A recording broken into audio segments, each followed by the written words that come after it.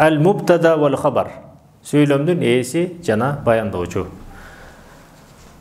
Мурунку сабакта сөйлемдің ээсин өткөнбүз. Ал болсо кыймыл аракетти аткаруучу ээ болгон.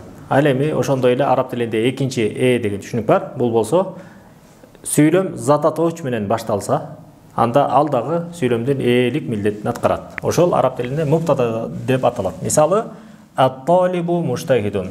Студент тырышчаак. Ким тырышчаак? Студент. Демек, ким деген суроого жооп берип, сөйлөмдүн башына келгендиги үчүн бул сөйлөмдүн ээси араб тилинде мубтада деп аталат. Анан жогорку сабакта, мурдагы сабакта өткөндөй эле сөйлөмдүн ээси доммалуу абалда болот дегенбиз. Эми ушул студент тууралуу кабар берип жаткан нерсе хабар, баяндооч деп аталат. Кандай? Тырышчаак, баяндоочу. Демек, студент тырышчаак. Которсок, студент тырышчаак. Тырышчаак. Ким? Студент. Эмне кандай? Тырышчаак.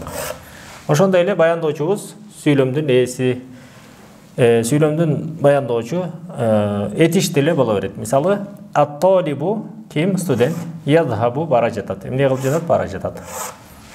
Эми сөйлөмдүн ээси доммалуу абалда болот дедик. Ошондой эле эгерде сөйлөмдүн баяндоочу зат атооч болуп келсе, ал дагы доммалуу абалда болот. Ушул экөө биригип жумла исмия атооштук сөйлөм деп аталат.